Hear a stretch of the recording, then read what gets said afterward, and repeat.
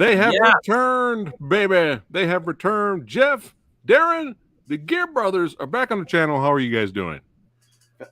Fantastic. We're doing great, Samurai. You have the best intros of anyone on YouTube. I got to say, man, you really deliver. I'm laughing every time. Well, thank you. I appreciate that. What is going on, everybody watching right now? The Movie Dojo Army and some new badasses. Thanks again for chiming in. And it has returned. That's right. One of the classic series that we had on our channel. That's right. Is It Really That Bad? Has returned to the channel. Had to do it. Had to bring it back, but I couldn't do it without the motherfucking Geare Brothers. That's right. You know what I'm saying? That's right. Writers, filmmakers of true. What's up?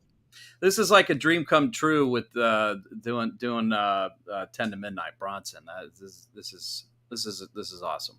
Well, you guys suggested it. You know, we had a good discussion offline. We were talking about movies. You know, we were like, oh, we got to talk about 10 to Midnight. You know, is it really that bad? And we will answer that question. Is it really that bad? At the very end of the episode. But yeah, the last Is It Really That Bad episode was in November of last year. Oh, wow. And me and Radical Reggie talked about Surviving the Game.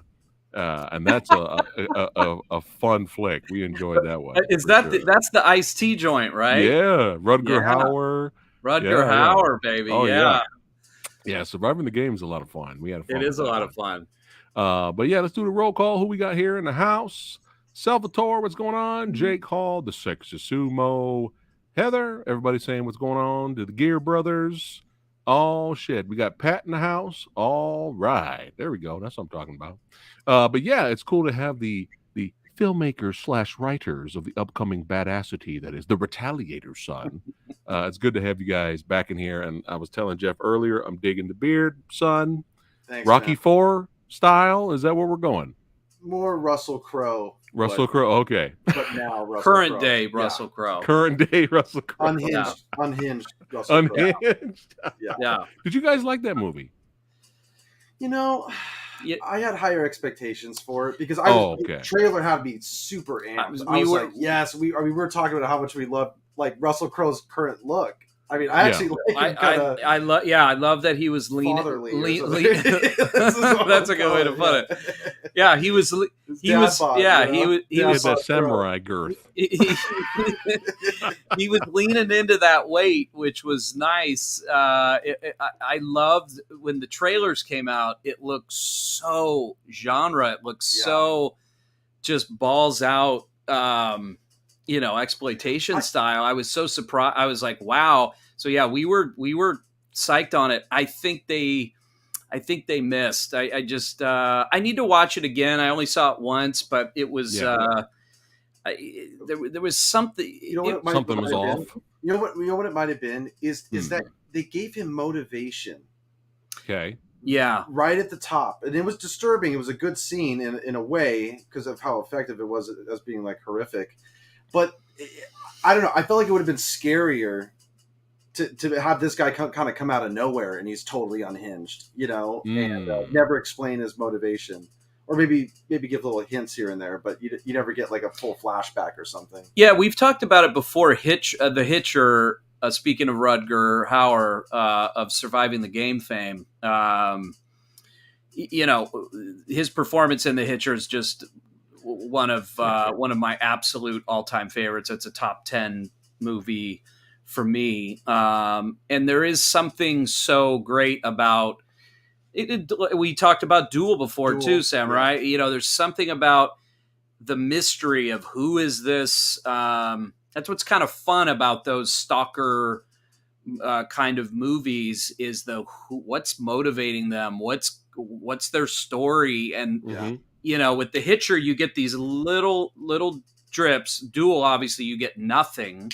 Right. But it kind of makes it feel more, I don't know, claustrophobic and a little scarier to think of in the case of Unhinged being in that woman's headspace. So yeah, when you know his story, I don't know, kind of, I don't know the unknown. Yeah, I don't know if that was it or not. I got to watch it again. I think what it was, I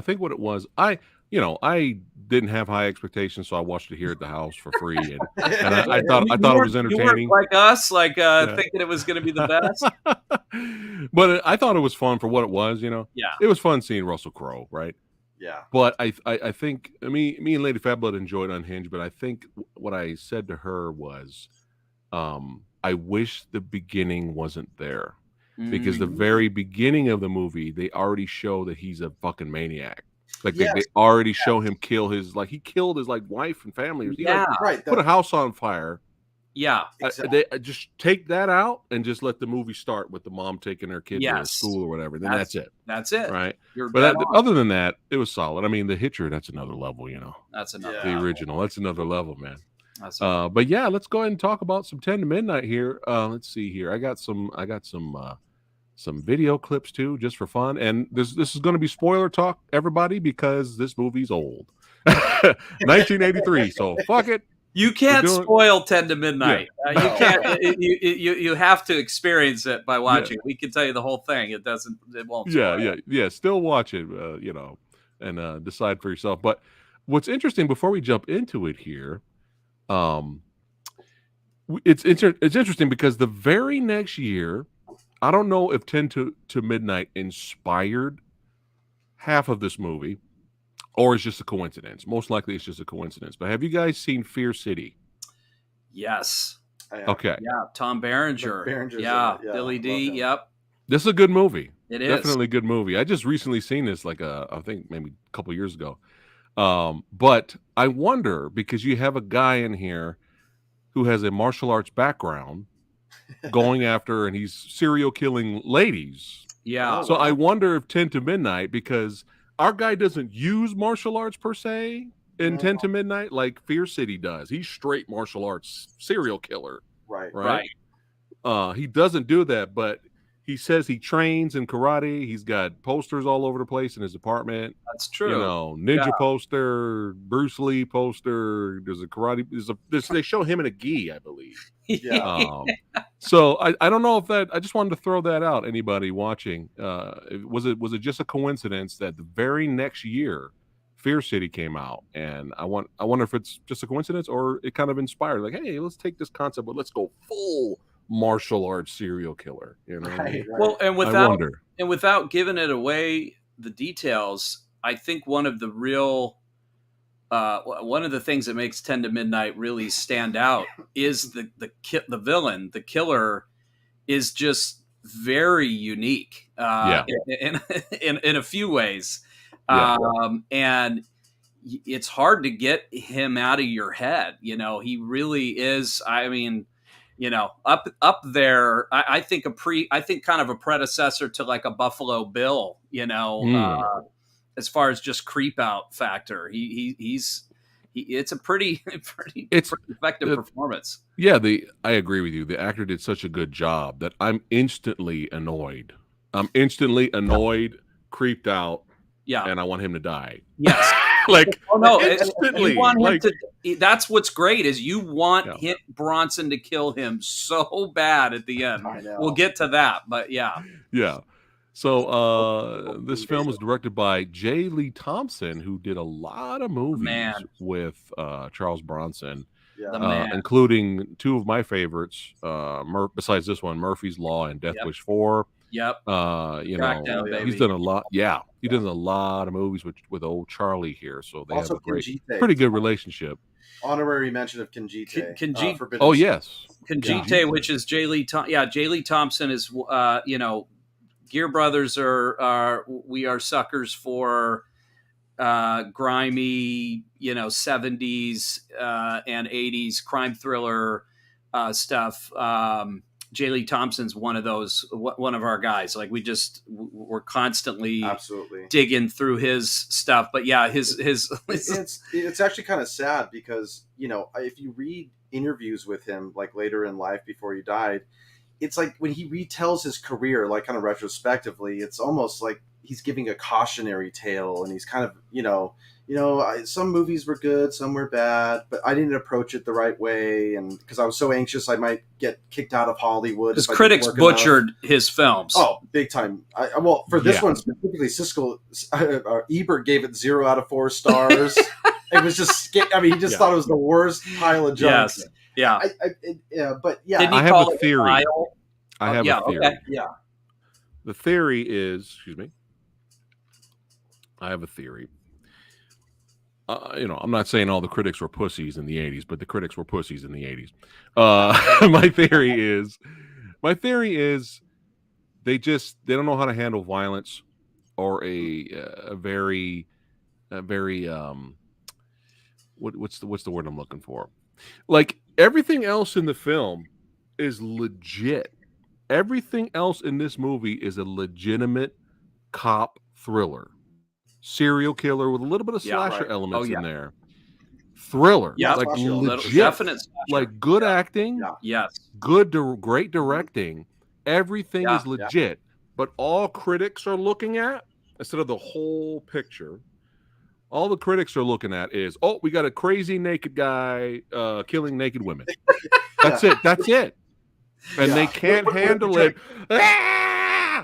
They can't handle it. Oh, it's B-movie schlock territory now, so we have to destroy everything else that the movie nails. The thing I would say too about critics, definitely in the 80s, and Jeff and I constantly have tripped out on this and shared clips with each other and shared reviews with each other. It still goes on today too. I mean, I think it's still bad today, but in the 80s, what they were doing, everything was so moralized, and that was what was so crazy. Was it was, speaking of The Hitcher, I think I mentioned this to you off air last time we were talking. That was on Siskel and Ebert's top 10 worst films of 1986. The Hitcher. The Hitcher. This is the year where Leonard Part 6, if anybody's seen that, was in the top 10, and that's a movie deserved of a top 10 worst, because it's actually entertainingly horribly great. But it's there. What seemed to be very prevalent was this idea of, well, if there's no message in the movie, then the movie's not worth anything, and especially if you have violence. So if you had violence in the movie, and I don't see what the message is, they ravaged it. And what's funny is we even found a review of Reservoir Dogs, and I think it was Ebert that said, the dialogue was well written, but just, there was no meaning to anything. There was just not getting the point. Right. Like, they just weren't understanding. Like, that's not what you watch genre films for. And worse yet, if it doesn't have that message being thrown at you, the accusation will then turn to, well, it's a nihilistic film. And right. Like, well, no, it's not nihilistic either. I'm not saying the character maybe. Maybe the character is. Yeah, but not everything needs a message per se. Right. You know what I mean? And like, these are our characters. This is their story. It could end badly. It could end good. Here you go. You know what I mean? So absolutely. And I got to read you guys this quote from when this movie came out in '83. The New York Times gave a review of this film, and it's the greatest line I've ever read. It says, this is the beginning of the review. I'm only going to read the first sentence. If 10 to Midnight is not among the worst of its kind, then it is because its kind is among the worst of any kind. Whoa. That is kind of the best. I mean, if I got that review, I'd be kind of stoked a little bit. Wow. But bringing us all the way back to Jay Lee, good old Jay Lee Thompson. Yeah. He, unfortunately, it seems like he absorbed all of that and took it to heart. Unfortunately, not really, at least publicly, not seeming to be aware of his unbelievable genre legacy, because he did Happy Birthday to Me. I mean, he was doing, when you go back to, this is the guy that did Cape Fear, the original Cape Fear, which, talk about, a proto, with Gregory Peck and Mitchell, that's a total proto, what would come later. It set the table for thrillers in a lot of ways. Obviously, one of the people that set the table, besides like a Hitchcock or whatever. But when you go all the way from that kind of lineage, he did 2 of the Planet of the Apes. Yep.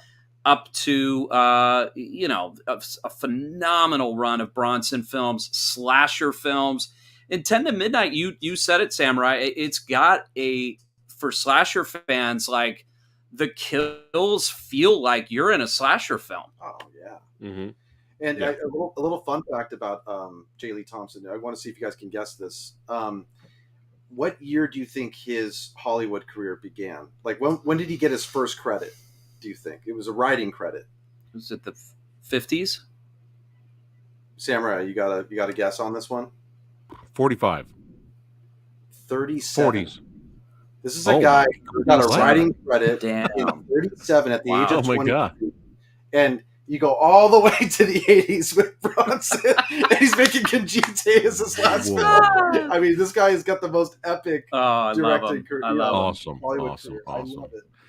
And don't make me forget, but I want to segue something about what people usually say about canon films.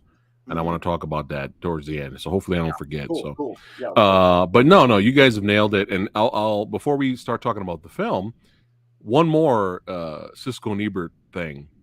They would randomly back then choose a random martial arts movie or samurai flick.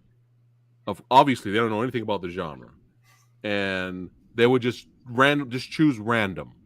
Yeah. And they would call it their dog of the week. And they would completely destroy it, right? And here's the crazy, and the everybody in chat might get angry. Everybody in chat might get angry when they hear this. But have you guys seen the Lone Wolf and Cub movies? No. Okay. No. These are some of the greatest samurai action series of all time. It's 6 movies, right? And I mean, we're talking blood spray, like hoses, back in the old days, like the cool shit, right? Good stuff, yeah. And they destroyed those movies and there's their dog of the week, Lone Wolf and Cub films, because the blood doesn't realistically shoot out like that, like hoses. So dog of the week, instead of like paying attention to what the story is, the fight choreography, the action sequences. Right. They just completely dismissed it, which is kind of ironic because right around the time Kill Bill came out, it's phenomenal. Right. Yeah. Now kind of funny, isn't that kind of funny? Right. They changed their tune. I know. Yeah. No, either they finally got smart by then, or they finally started to understand the genre by then. Well, Tarantino, or they're like, hey, everybody likes Kill Bill, so we got to jump on the bandwagon. I think it was a bandwagon. I mean, that's why we were Tarantino thing, right? Like him legitimizing, but they grindhouse films to the elite, the highfalutin moviegoers. Like, Quentin Tarantino's doing it. Yeah, we can't bag on him too much or something like that. Yeah. Tarantino definitely did, but the reason I bring up the Reservoir Dogs is that they didn't get it, right? And it's like I would have had respect looking back and seeing them see Reservoir Dogs the first time and go, "Whoa, okay, hey, I'm not really into violence or I'm not typically into." This kind of a thriller or this kind of but hey, I really did. You watch that review, they didn't get it. So I really think by the time Kill Bill came out, I think the sort of establishment kind of knew at that point, well, I guess we've got to deal with Tarantino and because he was so, one of the things I loved about what Tarantino always did was he was just so unapologetic about the violence, and all he ever did was ramp it up. Obviously, Jackie Brown being a little bit of a detour, but I will shut your butt down. Okay?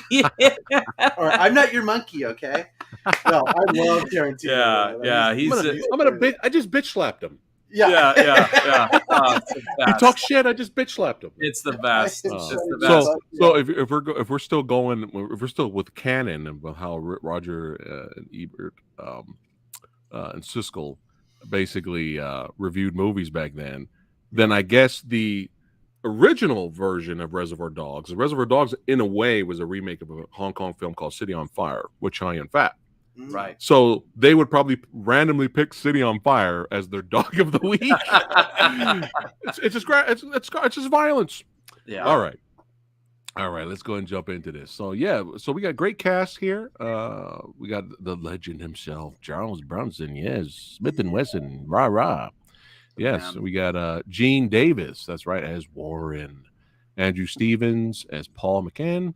Lisa Ellebacher as Laurie Kessler. And she's in Beverly Hills Cop and stuff, but I remember her the most from Leviathan. She was in that. Jeffrey Lewis, Wilford Brimley, doing a great job. Diabetes. You can't forget diabetes. With his big old stash. Yeah. Diabetes. Yeah. His hair's all fucking messy the whole movie. You know what I'm saying? He's like at that balding. Just Wilford just doesn't give a fuck, huh? He just shows up. When I was thinking about him being in this movie, I went, good old fucking Wilford, dude. It's like he had that grandpa image, but he did The Thing. He did 10 to Midnight. Like he gave it up for genre films. I mean, that's pretty cool. Hard Target. Yeah, that's right. Yeah. He was great in Hard Target. Genre legend.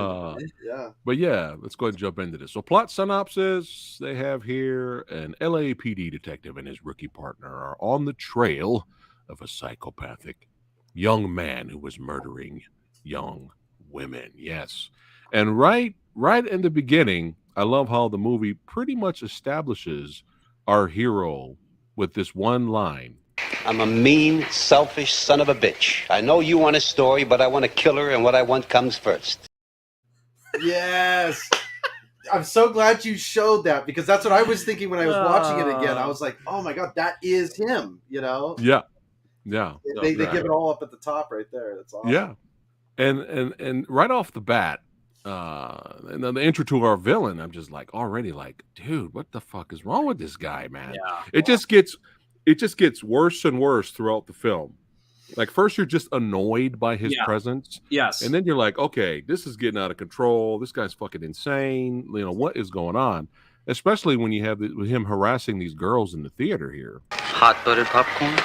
Would you mind sitting somewhere else? No, indeed. Rather sit here.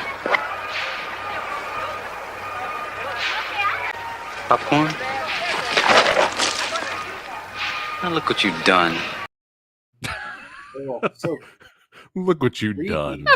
Don't go away mad now. Look what you And then right after that, he just gets up and leaves them, goes into the bathroom, gets his hidden killer gear, gets his gloves, and then just leaves out the window of the theater, and then finds this poor couple having some fun time in the van, and he just straight up destroys both of them. But he has to be naked when he does it. He has to be naked when he does it. Yeah. So, which I think is extra frightening. If you just have a naked guy running at you with a knife. Oh my God! Like in the it's just a naked dude, and they do like full frontal male nudity too, which I was kind of surprised by. I was like, oh shit, this movie doesn't give a fuck. And that scene, the very first one when he's chasing him in the woods, I mean, it's got like a Friday the 13th kind of vibe, like a very slasher. And then the fact that it's a naked guy. It's also with that performance, that weird. Thank you, Bianca.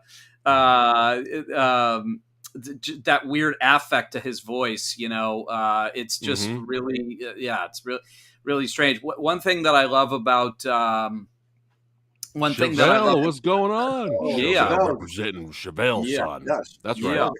Come on. What I like about that whole setup in the theater, it's very Columbo. I don't know if you're a Columbo fan. I'm a huge Columbo fan, where they show you the killer. You get to see them set up their alibi in the beginning. It's very much like a Columbo episode. He annoys the girls in the theater so that they move, so that they remember him. Then he sneaks out. It's a good alibi. It's a nice setup. And then right after he does his killing, slasher style, he just, I'm going to go right back to the theater. He just went right back to the theater, flushed the evidence down the toilet, and went back to the movies. It's like, and I love how one girl's like totally annoyed, but the other one's like totally into him. Yeah, like, it's like one's like oh, you're disgusting. The other one's like, let's party. even later when they get questioned and he's like getting interrogated, she's just still kind of like, hey, looking at him through the window and stuff. What an awesome choice! I love how they have the two friends taking. I guess she was too frumpy for him. I guess. Yeah, because I'm like, dude, she's fine, bro. Take her out. Fuck the other one. Leave her. Take her out. But she was too frumpy. Take I guess women who wanted him. That was the part of the conflict, right? Yeah. Like if they wanted him, he was like, no. Yeah. I need to harass the women that don't want me. Yeah, and they give you little quick, almost Fight Club-esque little shots, footage of him just striking out with women. Man, it's just not working. Like it's just not working. But yeah, let's keep on rocking and rolling here for sure. Having a blast. But yeah, this guy, he's the MVP. This actor of the film. Sorry, Phat Samurai. There was a great.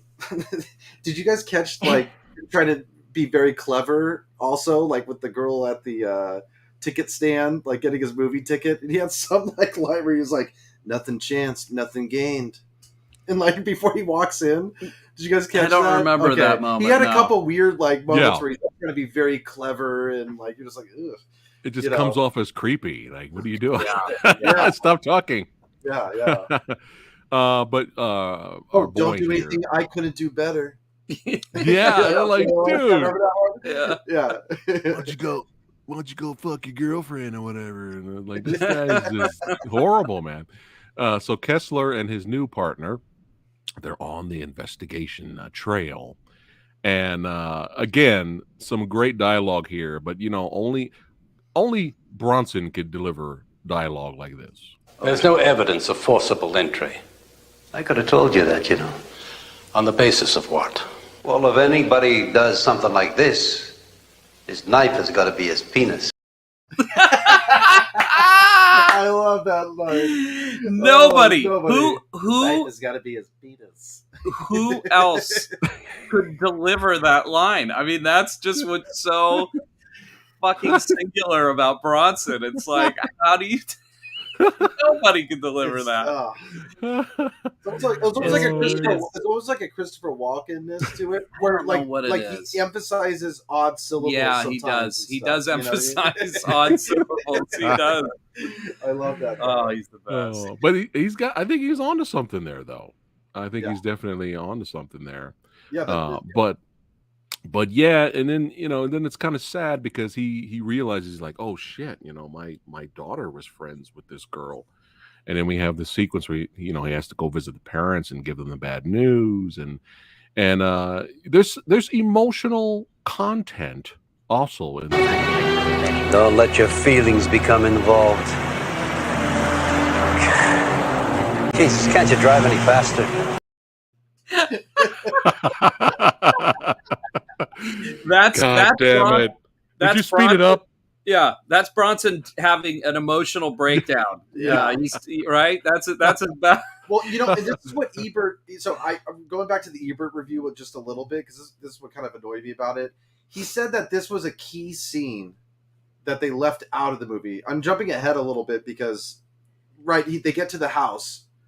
Bronson does he goes in, but they don't show what happens when he goes into the house to break it to his family. Ebert was bagging on the movie for leaving that scene out. I love that, but I love that they didn't show that. Yeah. It was because the obvious thing to do would be okay, follow them in, watch this whole emotional experience, and then you come back out. But they never. They go, nope, we're going to cut that out. And then he's somber walking back to the car, and then you keep everything. It works better because it's a new partner, and Yeah, it works better that way.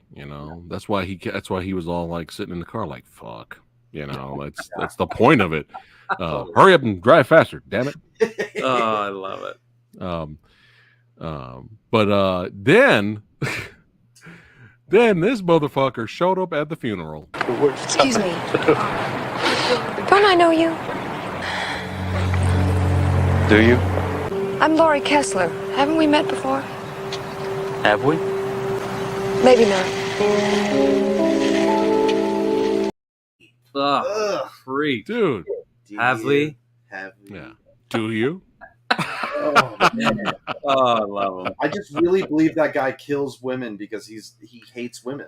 Like I just It's it an gets under effective your part. skin, you know. He's good. Yeah, and it could have, you know, we may have gotten a little hint that it started at a young age, you know, especially in that interrogation scene, which I got a clip of the interrogation scene because that's my second favorite scene in the movie. Yeah, it is the It's second. your You're second. right. That's my first. What's your first? First is the end. Okay. Yeah, that's my first. That's your first. Yeah, okay. Yeah. You're right. I just swap. You swap them. Okay. Yeah. Yeah, but That's the they're interrogation both great of all scenes. time.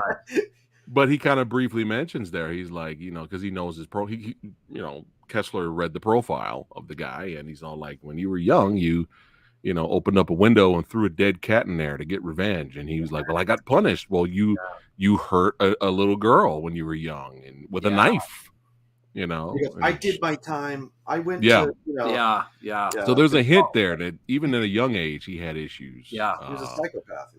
Yeah. But while he was at the funeral, he heard about, I think the girl's name was Betty. I'm not sure that died, right? It was. That she had a diary of all the creeps that messed with her, or people she's dated, or phone calls she's got, and you know, all this stuff. And so he's like, "Oh man, I gotta find this diary, man. Otherwise, I don't want to get caught." So he ends up. Let's get naked. Let's get naked. Let's get naked. Get naked. So he goes back to her apartment. You know what's interesting? There's that shot of him with the white gloves and the suit and tie, holding the kitchen knife. And I was thinking of American Psycho for some reason. Yeah, big time. Totally. Dude. Yep. Yeah. Yeah. Bret Easton Ellis, we got you on check. Dude. Yeah. Yeah. It's like, we see what you did. We see what you did. Yeah. It's just like, was he a fan of this movie? You know, I mean, the director of Brett American might Psycho. be actually. Yeah. He loves exploitation. So. Oh well, then hell yeah, then. But yeah, that was the first thing I thought of. I was like, man, this looks like American Psycho a little bit. But yeah, it doesn't go well for Betty's roommate.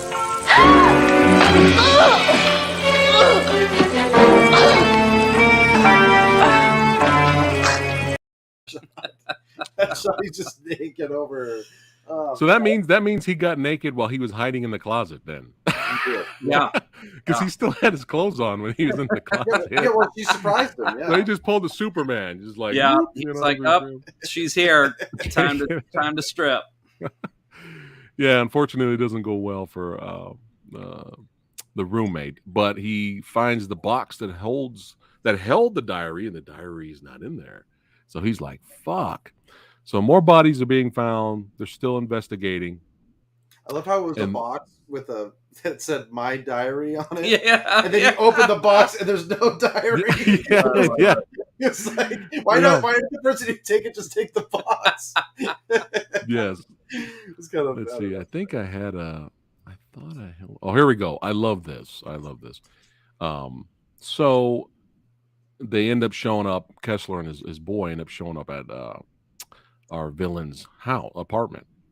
And they go inside, and I love this scene because he has the diary, Bronson does. Yeah. And he starts reading off the names that, you know, he's like, hey, you know this guy that dated her? And then this happens. Good looking, but what a creep. Makes my skin crawl. I told him to get lost. Creep called me up again. Creep asked me to the office picnic. I said I had a date. He said I was lying. That made me mad. I said I wouldn't go with him if he was the last man alive. You know who that is? I'll give you a hint. You. Fucking great, dude. Okay, that might be my favorite line in the movie. Though. So this scene is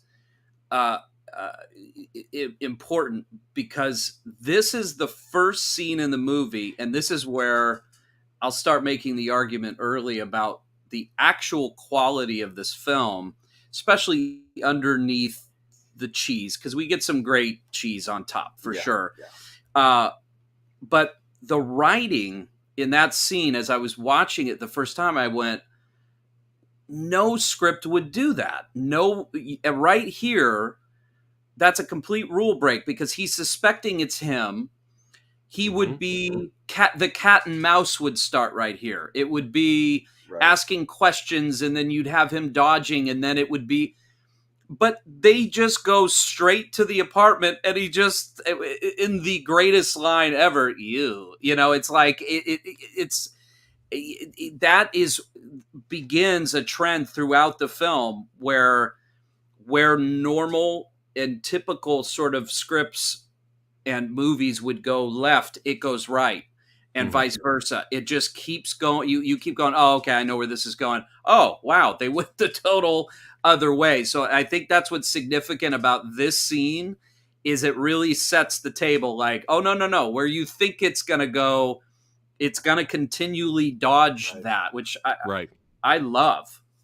Yes. But getting some creepy phone calls also because Betty was getting some creepy phone calls as well. Hey, man, it's our boys here trying to mask himself as doing some Espanol. Worst accent ever. Realized he gives himself the name Pedro, and he says in one phone call, he goes, "That means Peter." I think that means like dong. Well, you know what I mean? of course. This is dick. Yeah. I didn't catch that. I'm slow. Like, very Peter, and I think it was. He said, "My name's Peter, and it's a big one," or something like that. He had a line like that later. I don't know. Later in the thing. Must have been half asleep at that part. Yeah. But now Kessler's daughter's getting these calls, and she's kind of like worried. And she's got some tips and stuff. She's actually kind of helping out in her own way with the investigation with her dad and stuff like that. But now let's go ahead and get to my second favorite scene in the film. Now I can't play. I had to cut it and chop it up. I can't play the entire sequence, but you guys have to watch this sequence in its entirety. But it's fucking amazing. It's fucking brilliant, and Bronson's the man, and it's hilarious as well at the same time. When's the last time you made it with a girl, Warren? That's not Last week, last month, last year. You never made it with a girl because girls won't have anything to do with you, but you get back at them, don't you? Betty and Karen and God knows how many more. I won't listen to your filth. I won't listen to you. Yes, Warren. Warren, do you recognize this? You ever see one of these before? What's it used for? What's the matter? Cat got your tongue? It's for jacking off, isn't it? And these pictures, you recognize the girls on the pictures, Warren? Look at them. Look at them, Warren. Look at them, Warren. Look at them. Stop. Look at him, God damn it! Look at him! Oh my god! This is forward. Oh my god! Check it out. It's like the weird. The world's like creepiest fleshlight. By the way, Yeah, what is this? That is a. How does it work? Yes. Oh my god! When I first saw this movie many years ago, I while they're when they first meet him in his apartment, I'm sorry to laughing. His partner's kind of bullshitting with him while Bronson's sneaking around the house or looking around the apartment, and then he picks up the said item, and he's looking at it like, "What the fuck is this?" So that means he took it, at some point to kind of basically fuck with him here, and it worked. It worked, but I don't think anybody else could have did that part, or said that line. And the way Bronson goes for it too, like he really goes nuts, and it's just so great. Him shaking his head. Oh, it is my favorite interrogation scene of all time. Yeah, and it's legitimately well acted too, though, on both parts. Yeah, the PA there too, like calm down, Bronson. Don't take it easy on this guy. We'll blow the case. Bronson can't help it, man. He's got to nail it. The best. So Paul and Kessler's daughter, they're starting to get a little close now, and she invites him to her party at her place, and he wasn't going to do it, but then, she's been getting harassed by our villain, so he's like, hey, let me come to your party, and maybe we can work something out and try to catch this dude. But here we go. This shot here, help me out, guys. Yeah. This one here. Oh yeah, that's another one of my favorite scenes of the film. This was fucking hilarious. Oh, it's so good. At the party, he's all like, he hears a woman getting, here's she's Tony. screaming, Yeah. and he's like, "Oh shit, someone's in trouble!" And he comes in here, and they're doing the deed. And what the best thing about that scene, when he goes, "Carry on," he leaves, and then he looks at her. They just go right back at it. I was like, the best part of the scene. So good. But no, I had another photo. That wasn't the one I wanted to click on. But I think it disappeared from here for some reason. But am I wrong? But the other girls that's with Kessler's daughter, was that Kelly Preston? Yes. Okay, really young Kelly Preston, and the other girl was the girl from Michael Jackson's Thriller video. Yes. Oh, I didn't catch that. Yes, the one in the shower. The shower one. Yeah. That's it's so funny. Kelly Preston, her, and then I think those were the only two that were notable. But yeah. Okay, I was like, man, am I seeing things? But yeah, he's at the party, and I gotta give a little shout out here for I'm gonna give the worst dancer award to this gentleman.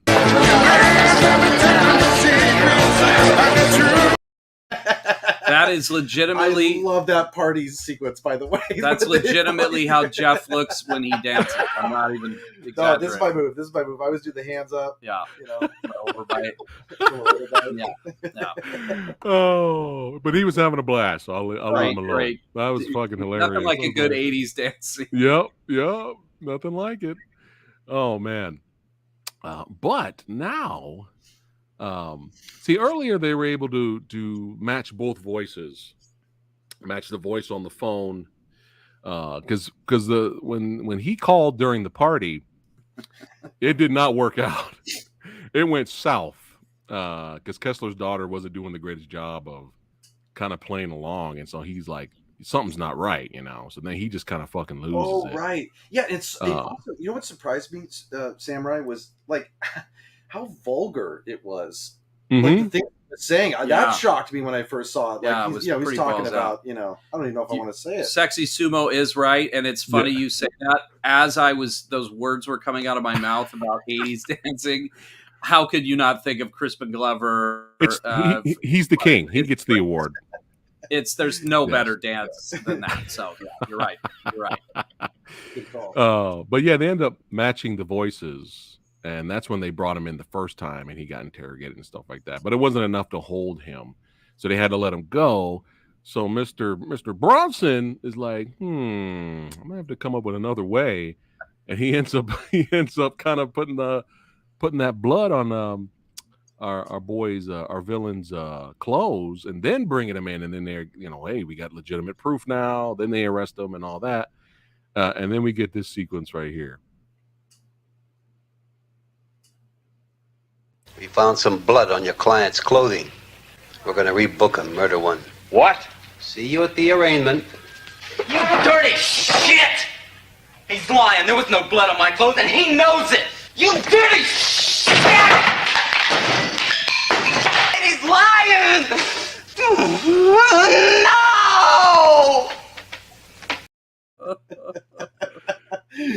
It's so like you just want to do this to the guy. Yeah. Just so I love how fast Bronson just shuts the door. Look at it. Yeah, this guy's so good. Well, I don't know if do you have the scene coming up with him and Andrew Stevens where he admits it? That's a great. Not the whole thing. Not the whole thing. I have a clip. That's another one of those weird, those crazy. It's another turns one of those turns. Like, this whole planning the blood is just a completely crazy thing, and then the best part is that his partner finds out. Yeah, so the lawyer. You go, in any movie, he's gonna now get stuck because he's gonna protect him because it's like his mentor, but he. But he goes to Bronson. Bronson tells the truth, which is hilarious. Doesn't try to hide it. Any movie, he would have been hiding it. Yeah. The other guy would have been helping him. But now, why do you think he changed his mind after this sequence right here? Yeah. Leo, I went back to the lab and I talked to the technician. And I asked him if you... What the hell did you do that for? Why didn't you ask me? Because I was afraid you might tell me you planted those bloodstains. Yeah, well, I did. I love it. I love it. I did. I mean, come on. It's just he just tells him straight up. Do you think because Paul's the rookie and he was just like, you know what? I think he said to his daughter that he saw himself 20 years ago in the same position, and he was like, he would have did the same thing and told the truth. Yeah, I think that's what made him do it. But I don't know. I think it's also sort of the spirit of. It's kind of the spirit of Bronson, and it's the spirit of his character in this. Kessler is that what I love is he's just unapologetically who he is. Yeah, there's a fuck it There's attitude. no changing or bending. I'll break the rules. Yeah. I'll get in your. I'll say the thing you don't think I'm going to say. And it's so casually done. So I think that's part of what it's just. That's who he is. Like, okay, his partner caught him. All right, yeah, I'll just tell you that I did. And he takes the consequences. And he takes the consequences. Never later he goes, I did. I don't want anyone else getting fired tonight, or whatever. Yeah, and he gets disgraced. He loses his job. I mean, there's no retirement plan now. He's kind of fucked. But I love. This is another one of my favorite scenes.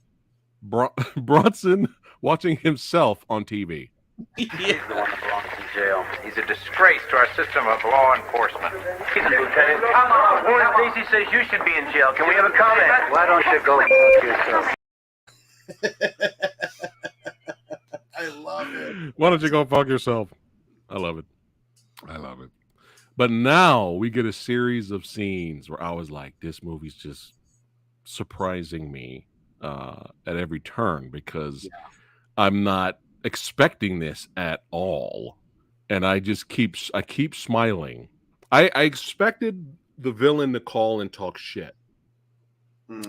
Everybody knows you're a piece of shit. I'm free now, and we may settle up at one point, right? I think he wasn't going to do anything. I honestly think he was just not going to fuck with Bronson and just let him go. I think he just wanted to instill fear in him and then go on his way. Yeah, I agree. But the next couple of scenes after this is so fucking great. But let's play the first clip here. So that's not the first clip. That's not the first clip. Oh, sorry. Okay. Here's the first clip. Sorry. Hello. How you doing, Mr. Kessler? I told you what a dirty shit you are. Now the whole world knows. You tried to kill me. I owe you for that. Be seeing you, Mr. Kessler. All right. So I expected that to happen.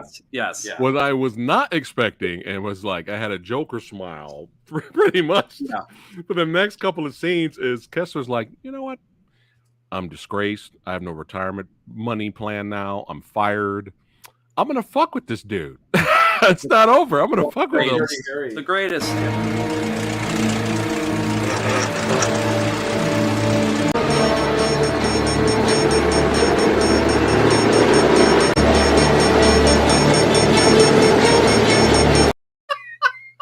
Dude, the first time I saw this many years ago, I did not see any of this coming. No. This movie is ridiculously entertaining. It's so and it just keeps going. Yes. Our boy goes back. Our villain goes back to his job, and of course, obviously, it's all awkward, right? Yeah. People are like, "Weren't you on trial for being a lady killer?" But all right. At some point, Kessler snuck in and put all the images and photos of all the dead girls in the office to fuck with them. He goes in there. He's like, "What the fuck?" He's looking at it. And then he starts taking down the photos and ripping them up and throwing them away. And then he looks outside. And as soon as he looks outside, he's just outside, just looking at it. I was like, this is the greatest movie ever made. This is this is hilarious. And then he starts harassing him on the phone. Yes. And stuff like that. Like this is, and then fucking with his apartment and all that. And then our guy here, our villain, he's had enough. He snaps. He's had enough. He's time to get naked in a Time to get naked. And he's like, I'm going after, I'm going after your daughter now, and now, the fun and entertainment and all the laughs and all that stuff gets really serious, man. Yeah. And and I love that about the film. Yeah. Like this guy's fucking nuts. Like this at this point, it was gonna Yeah. in the movie. I knew the shit was gonna get real. Like it was gonna get crazy. And he's following him at night still, and our villain picks up a hooker. They go to a hotel, Right. and he puts her in the hotel, but it's all a ruse because he's setting up Bronson. Yeah. So Bronson goes up there thinking he's going to kill the hooker, but he's gone, and he's made his way back to Kessler's daughter's place with her roommates and gets naked, like Darren said. And once Bronson realizes, holy shit, he fucking tricked me. I know where he is. He starts to try calling, and it's just, he's like, don't open the door, whatever you do, don't open the door, but it's too late. Oh my God. Don't open that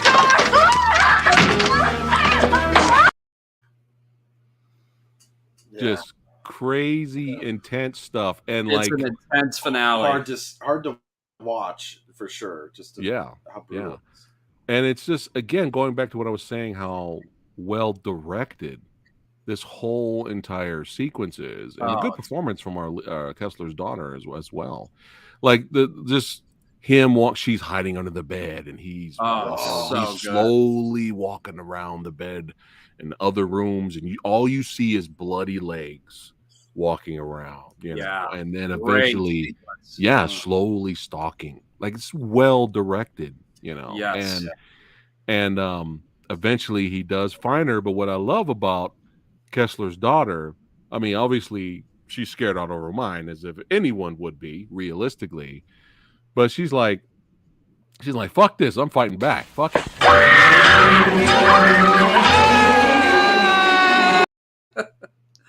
I mean, she even picked up the table at one point. Now be honest, that jump scare, because he left the room, fooling her, thinking that he's gone. That's why she nonchalantly came out. Yeah. Be honest, did that jump scare actually? Did you guys go like the first time you seen the movie? It totally got me. I didn't. I didn't see it coming. I really didn't. Yeah. It's like, I mean, it's a lot longer, more dramatic lead up to the jump scare. But I just had to show a little clip there. But yeah, she's fighting back. I'm like, go ahead, fight back. Fuck that dude up, man. And then now we get to our finale. And I am so happy that she got extremely far away. And the director made it clear that she had a really big head start on the guy, because this motherfucker is snapped. He doesn't care anymore. And he's booking it, man. We're talking, he is running his ass off. The actor obviously had to be in shape for this role. He is running full speed, not giving a fuck after her. So I'm so happy that they kind of established that she's far ahead. Otherwise, he would have caught her like as soon as he ran around the corner. That would have been the end of the movie, right? Yeah. But of course, Charles Bronson, I can teleport. That's right. Yeah, he teleports for sure. Can teleport and get in front of them when it matters. But yeah, this is a great lead up to one of the best endings to a film, in my opinion. And we're going to talk about it right here.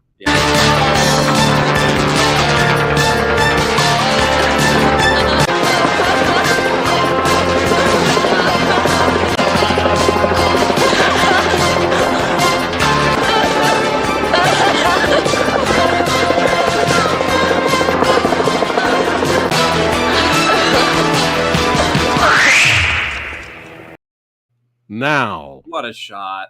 Now, I know, right? Great directing. Great directing. Solid. Great. But I mean, really, when you go, not to cut you off, but oh no, go ahead. This whole finale, usually a finale, that's again another reason where I think 10 to Midnight obviously was just so underrated.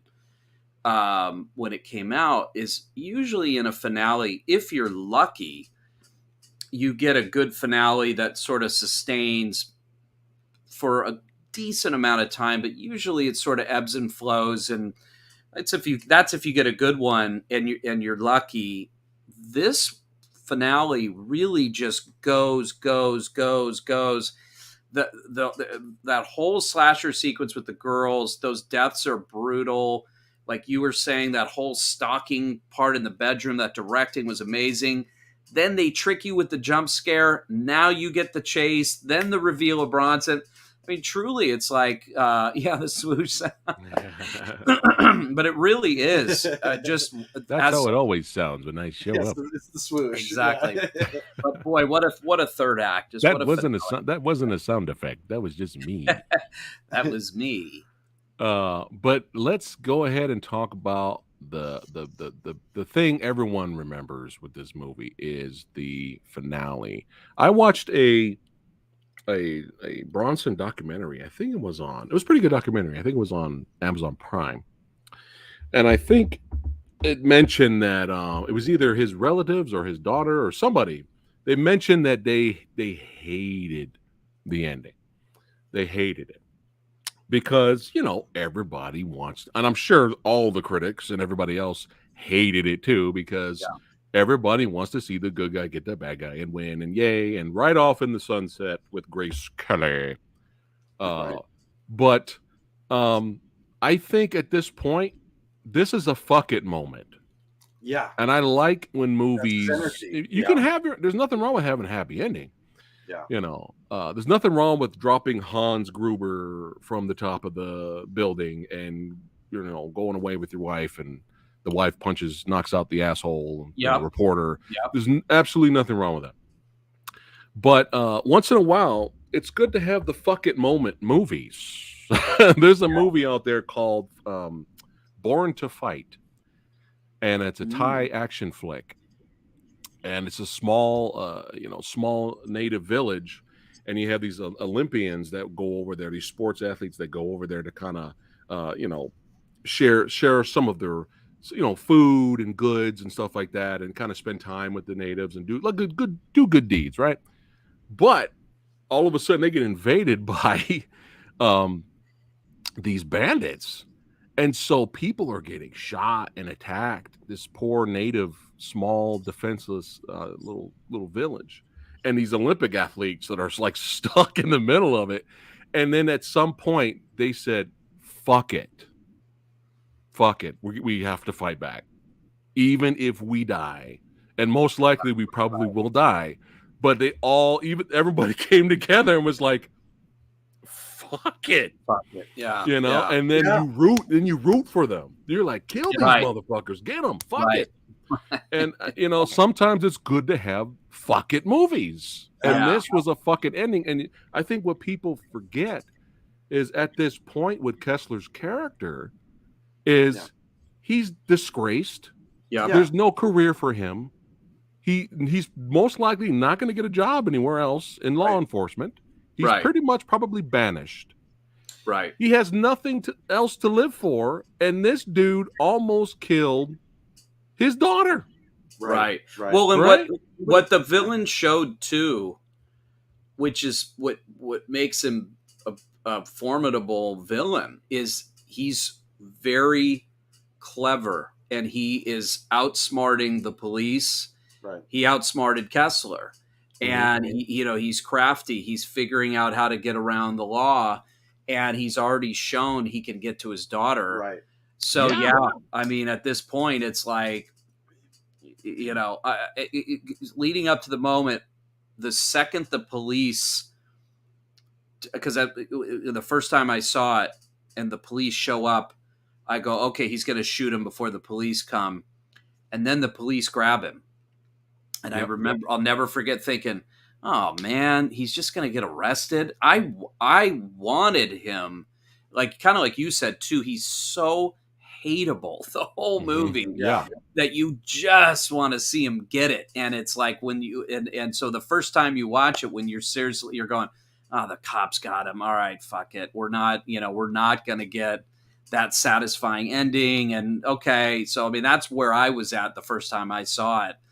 When what happens, I was like, oh my God. I mean, just because what movie would have the balls to end that way? I mean, There it is. You said it. Balls. Movies with balls. We need more of that. Yeah. And unfortunately, the critics from the 80s were offended by balls. Balls! Oh, God! All right. Yeah, it would have betrayed. Yeah. It totally would have betrayed his character. Yeah. Because, like you said before, they set it up to where he was making all these fuck it decisions the entire whole film. movie. Yeah. It also goes to show you that this movie was not trying to give you a hero as a hero. This was a kind of anti-hero character. Leaned in. But I saw a lot of reviews, especially modern day ones, looking back at this film from film review, even favorable ones that were like, this might be a little weird because they look, in the 80s they looked at these people as heroes. And I was like, I don't know if that's not the character in this film. He's obviously not hateable. He's not like you loathe him or something. He's flawed, and he's flawed. In a really deep way. Well, and it makes it interesting because, like, you're talking, you have they live on, the action heroes can live on a spectrum. You were talking about John McClane. It's like you've got John McClane, who's this pretty virtuous guy, and karmically he's sort of. He's trying to do the right thing. He's trying to make his marriage work. He's trying to, he's a hardworking guy. And then ultimately, karmically, he sort of gets, it is that very, I mean, what's a more satisfying ending than Die Hard? Right. But with, But he's not an anti-hero. No, right? no. McClane's like the hero of heroes, right? Right. So that's the contrast. But then you've got Bronson in this. There's no one watching this movie thinking, oh, as it ends, everything's going to go great for Bronson now. That's the life I want. It's like, it's a kind of a tragedy, but there is something about the spirit that's at the other end of the spectrum of an action hero where you just, it's complete, it's just complete pure badassery. I don't know. Yeah, like he doesn't have an arc where ends up, kind of getting rid of his bad trait or overcoming it. There's it's like no he arc. leans into it by the end. You know what I mean? Yeah. Just like, fuck this, dude. And I've heard some people say, "Oh, that was such a downer ending." You know what would have been a downer ending? Yeah. Him not killing the guy and letting him go to jail and then credits. Can you imagine? It would have been. It would have blue been balls. We would all had blue balls. Yeah. That's the real life, I feel like, for me, where it's like, I wouldn't do that. You know what I mean? And then I would have all that conflict afterwards and feel like I should have done something, but I did the right thing. Doing the right thing is, hard to do a lot of times. But he's just so old and tired. That ending, like, fuck right, man. Like that ending is, it sums up the fun. Because this is what I would call a fun movie, top to bottom. Yeah, and that's what can be the power of fun cinema like this is that you go, if anyone's dealt with the justice system in real life, like most people have to some degree or another, we have to a large degree because of something that happened in our family. Real life justice system is slow. It's very painful. It's very grueling. Right. And as we all can think of a million instances where you go, gosh, justice was served the best way possible, but boy, it doesn't feel good. But hey, that's the law. That's the fun of cinema like this, is that you get to enjoy that. It's a cathartic moment at the end because you don't get to see. It's Bronson saying "fuck it." It's the character, but it's the director, it's the writers, and the studio that said "fuck it, let's go for it." And that spirit is again, you wouldn't want it in every movie. It wouldn't work for every story or every character, not. But when there's a space for it. you know, Absolutely. that we should be enjoying it. Yeah. You know, not every movie has to be as solemn as, you know. Yeah. Just pick any, you know, Oscar winner of the last 20 years or something. You know what I mean? But yeah, the first time I saw this, I was like, "Yep, that's about right." I was like, "Yep, that's about right." But here's we got to show the clip. We got to show. This is just some of it. This is not the entirety of it. But only Bronson could pull it off. I tried to keep you from running loose. Now there are 3 more dead girls. You drove me to it! That blood on my clothes, digging into my personal life, that's my life! All those girls. You sick son of a bitch. I am sick. I am sick. I didn't know what I was doing. It's like something was happening and I couldn't control myself. Why else would I kill girls I don't even know? I hear voices telling me what to do. Once it begins, I can't stop. So go ahead. Arrest me. Take me in. You can't punish me. All you can do is lock me up. But not forever. One day I'll get out. One day they'll get out. That's the law. That's the law. That's the law. And I'll be back. You'll hear from me. You and the whole fucking world. No, we won't.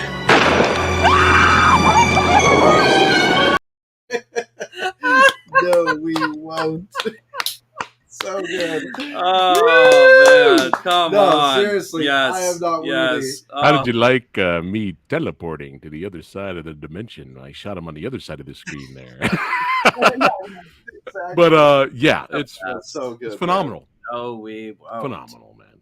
Phenomenal. So good. And before I think everyone watching will already know what we're going to give our verdict at the end. I'm sure everybody knows. No, you don't know. But before we do that, my theory on canon.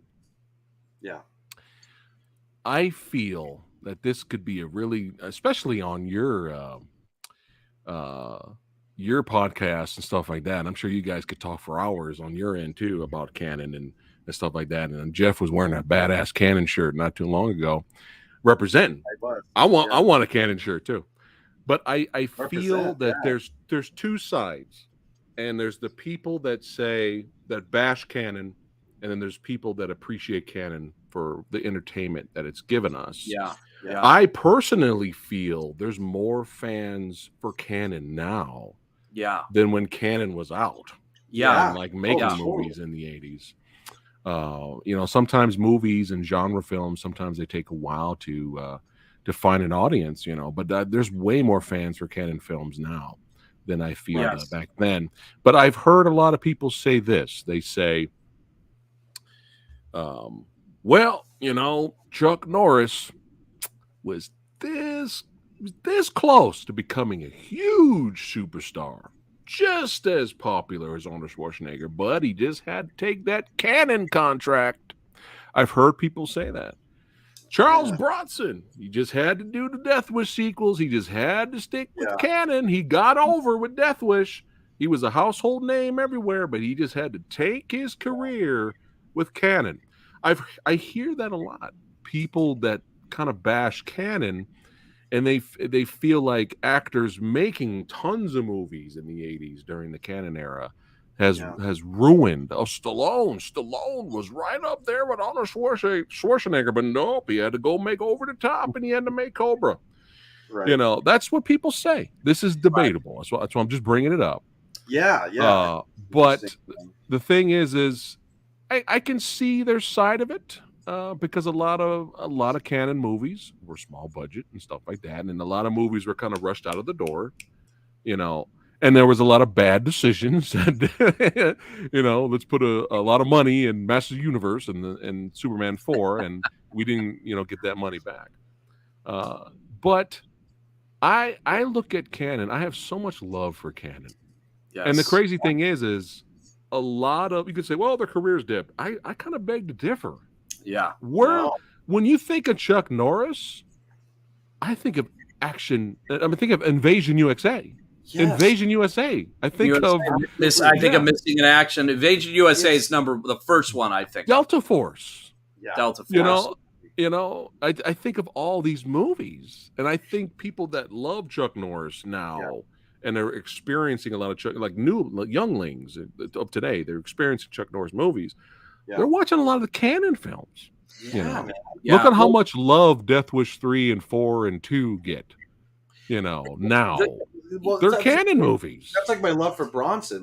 My love for Bronson does not come from 70s Bronson, although I love 70s Bronson. It comes from Cannon Bronson. J. Lee Thompson Bronson. That's where I feel like, oh man, I love 70s Bronson too. Yeah. And that, but that 70s Bronson is its own. That's its own flavor. I mean, Hard Times, and you know, Cannon Bronson. Those are two.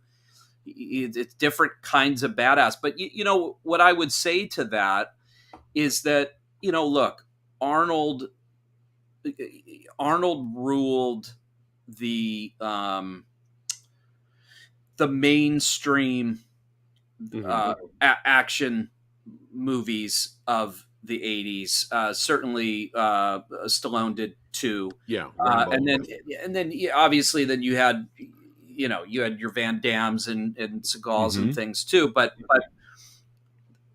I look at it, you know, go to the top. The top is, I mean, Arnold, there just was no bigger, right? Right. But I love all of those films. I mean, I love Commando as much as I love Predator, as much as I love Raw Deal. I love Raw Deal. You know, Raw Deal is Running Man. Running Man. And so that's the thing. That's kind of what we were talking about earlier about the weird part of critics wanting everything to be, you know, everything should have a message. It's like, you know, I think of like a movie like Hotel Rwanda, right? Where it's like that movie literally had me in tears to the point where, I mean, it was a movie that rocked me. I mean, at a very core level that I'll never forget. And certainly that's the kind of story that has a message and has an unbelievable story, and it makes you examine humanity, and it does all these things. That's that kind of a film, you know. And Arnold literally ruling the movie universe. Those were that kind of film, and those movies are amazing. And then you, of course, you Die Hard, you know, Bruce Willis being at that sort of echelon. But that's the beautiful thing about movies and cinema, is that there's room for that, and then there's room to go through. I look at the Canon catalog, and I literally see a treasure trove. You know, insane. I mean, when you go Enter the Ninja, and you go, I mean, it's just Bloodsport. It's endless. But, Bloodsport. I know. And it brought us ninjas. Ninjas would not be popular here in America. And, you know what? In a weird way, it also brought us the look of Terminator 2, and I'll tell you why. The Cannon group, the brothers, they took it was an Israeli cinematographer. His name was Adam Greenberg, and he had done a bunch of films in a lot in the 70s and stuff, and had a pretty solid career going, and then hooked up with the Cannon group like in 78 with a movie called Lemon Popsicle. And that got him in the Cannon door. Now he starts doing Cannon movies, and in 80 he did the Terminator. But before he did the Terminator, he did 10 to Midnight. Which was really awesome. So he went on to do, and he ended up doing cinematography for Terminator 2 Judgment Day, and got an Academy Award nomination for best cinematography. And also did one of me and Darren's favorite movies, one of our favorite bad movies, actually, that we forgot about. Written and directed and starred by, can you guess what it is? No. Emilio Estevez.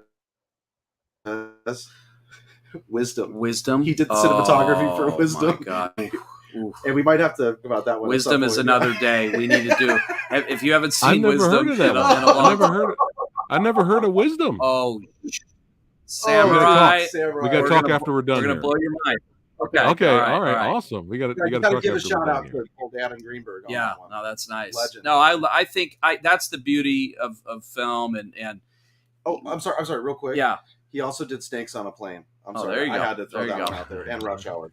But yeah, there's room to that's my thing against that argument. I love the mainstream Sly. You know, it's I love Rocky, but over the top. I've watched more than I've watched Rocky. Yeah. You know, I love Rocky 4. I love Cliffhanger. I love Tango and Cash. I love Cobra. Mm-hmm.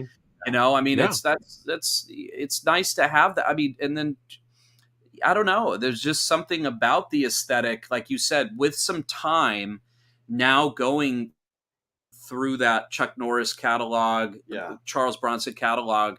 There's man, so I just think it's just endless. I think what you're saying is there is Shawshank Redemption, and then there's Escape Plan. You know what I mean? It's like I love Shawshank, and I can watch Shawshank, but I can't watch Shawshank all the time. Right. But I can watch Escape Plan Right. You put that movie on at any point, I'll watch the rest of the movie. You know what I mean? Well, and that's kind of my thing with you bring it up like it's a good movie. Yeah. Well, and going back to like I said, like a Hotel Rwanda, I'll never forget the profound experience that movie had. I remember Schindler's List. Schindler's List. Yeah. But amazing. I can never. I don't think I could ever watch that movie ever again because it's right, I don't need to. I don't need to because of what the impact it had. Whereas that look and that's all just a taste thing. I just lean towards the fun element. I love the roller coaster ride, and that's 10 to Midnight. That's what it does. I mean, it's just a really unique roller coaster that if you haven't seen it, it's just it's so fun because it just turns in directions you're just not going to see coming. Yes, very well said. Very well said, and also very well said about the Canon films being a treasure trove. Just actual good classics and good bad. There is a thing of good bad movies, but the thing is like and bad, and of course is there. But the thing is like you can't just say, well, Canon films are trash. They only make bad movies. I'm like, oh yeah, because there's absolutely no bad movies that come out of Universal. There's absolutely no trash that comes from Warner Brothers. Get the fuck out of here. Yeah. And, there's trash with every company. Studio. One more little point about 10 to Midnight that I absolutely love, and it's the very first thing you get, is that credit sequence in the beginning. I'm a huge credit sequence fan, as I'm sure a lot of other people are who love movies. And I was a kid watching Pulp Fiction for the first time, and that credit sequence is just singed. Is that a lost art? Is that a lost art? It is. It is. And I love the Woody Allen ones that are just very simple, but it's got a flavor. You know what I mean? That's really good. And this one, 10 to Midnight, was great with that red blocky letters, and then you get that moves real Bronson fast. Yeah, it was really really cool. So. Yeah, I'm gonna get the soundtrack. But yeah, this was a blast. But let's go ahead and give our verdict. Before we give our verdict, I did a quick little bootleg poll here to see what the public thought. If they agreed with the 40% out of 100 critic score on Rotten Tomatoes. Let's see if they agree with that.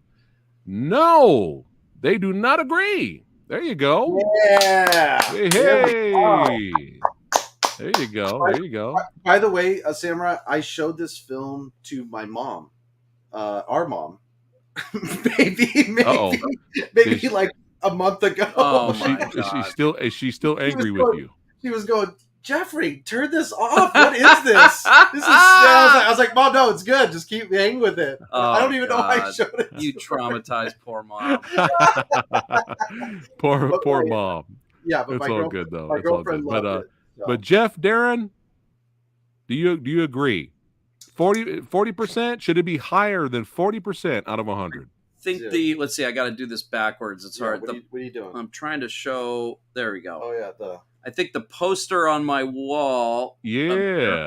Should give the answer there. It's 10 to Midnight is it's just one of my all-time favorite genre films. It's just such a fun movie. I I think it's very underrated. I think, yeah, look, if you don't get B movie stuff, if it's not your flavor, okay, maybe you'd miss it. But there really is, what is unique about it is I think you get the B movie fun stuff, but there's some really good craft going on, and you kept pointing it out, Samurai.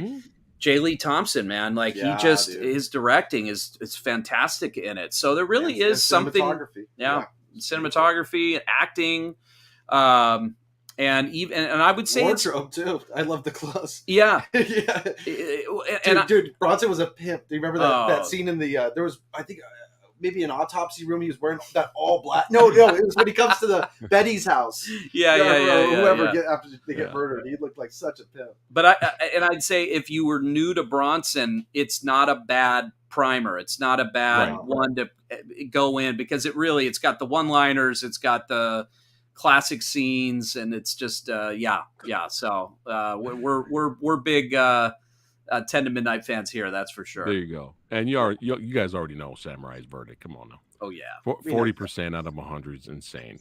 But yeah, it needs to be higher than that. But yeah, this was always a blast talking with you guys, and I think me and both of you are in the same camp out there, that we have an open mind for all kinds of genre films and genres in general, and we give everything a chance, big budget to no budget, micro budget. Because we love cinema, and I think we're all in the same camp where we love that Top Gun Maverick. Jeff's wearing that shirt representing. We love Top Gun Maverick, but then we also love Iron Eagle 3. You notice I said 3. Oh, there's a big difference between 3 and 1. So yeah. No, 3's good bad. 3's good bad. Yeah. I love the first movie too. It's good. That's the equivalent of going, oh, I like Death Wish, and you go, no, but do you like Death Wish 4 or Death Wish 5? Because now, that's a whole other league. Or 3, or even 3. Well, this was a blast. Always an honor to have you guys here. Before we wrap it up here, anything you'd like to say to your followers? September 14th, The Retaliators is in theaters. If you go to retaliatorsmovie.com, it's geolocated. The city you live in will pop right up. So get your tickets. They're available for pre-sale. And if you haven't seen the trailer, go on YouTube and check it out. And then we're on Instagram at the Geare Brothers. There you go. And I put their information in the description box below, guys, so you can follow them. And they're going to be coming back to the channel. They're regulars now. It's like this is their second home. So you can't get rid of us, Samurai. Even if you try. Oh man, but hey, thank all of you guys for watching. Don't forget to like, share, and subscribe. All that good stuff if you're new here, and a lot of more good content coming. You guys fucking rock, and we will see you guys on the next one. Take care.